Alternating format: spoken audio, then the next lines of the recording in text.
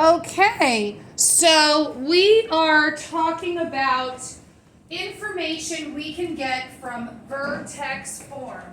Okay, the vertex form of a quadratic.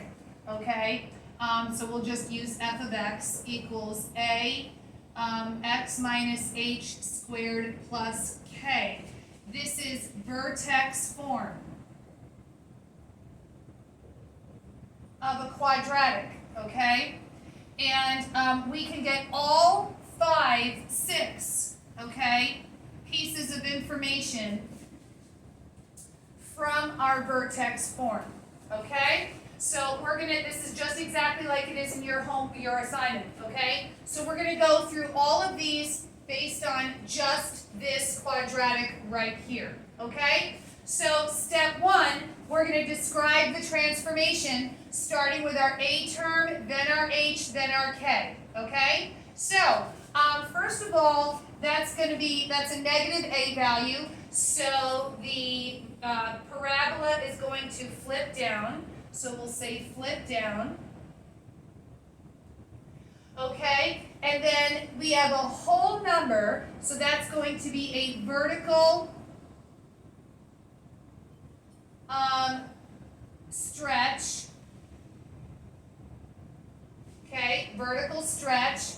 Then our h term, okay, moves it to the right or to the left. So we call this a horizontal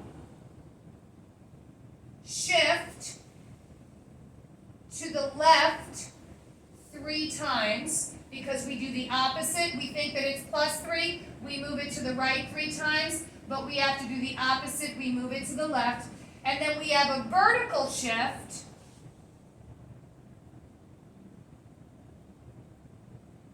okay, up 1, because the k term, okay, moves it up or down. So that's a vertical shift up 1. Okay, so we just described our transformations from left to right. Now number 2, we have, so since this is a negative a value, it flips it down, okay? And so we have a maximum, okay? The next question was, does it have a maximum or a minimum? Well, since we flipped it down, we have a maximum. Okay, and then the vertex, okay, is our HK. Okay, our vertex is our H and our K. Now, as you can see, this is a plus symbol here. That's a positive 3 in here. But in our formula, in our vertex formula, that's a permanent negative, okay?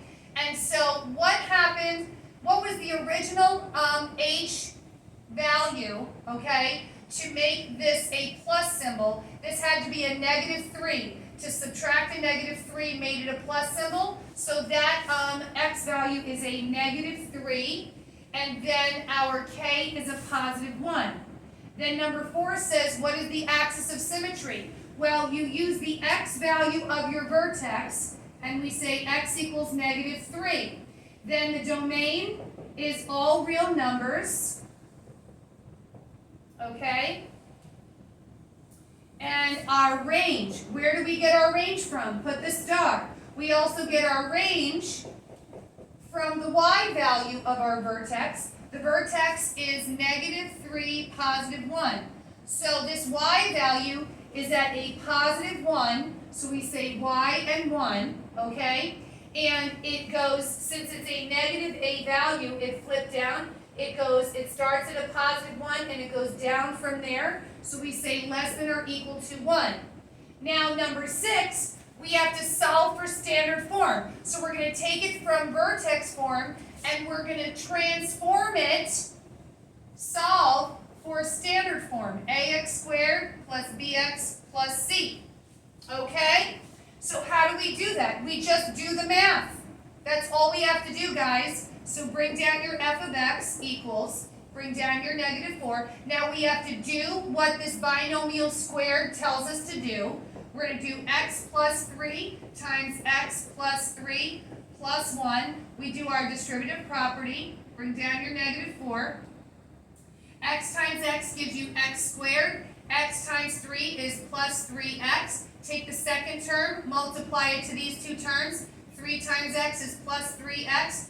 3 times 3 is plus 9, plus close parenthesis plus 1. Combine terms inside, bring down the negative 4, okay? Now we have x squared plus 6x plus 9 plus 1. Now we have to take care of that negative 4 in front. That negative 4 says negative 4 times what's inside. So now we have to distribute that negative 4 to what's inside. So negative 4 times x squared is negative 4x squared. Negative 4 times 6 is negative 24x. Negative 24 times 9, negative 4 times 9 is negative 36 plus 1. Now we combine like terms here. A negative 36 plus 1 gives us a negative 35. And then we bring down our f of x. And here we have standard form, okay? Because this is our ax squared plus bx plus c. Okay, so that's how we take it from vertex form into standard. Okay?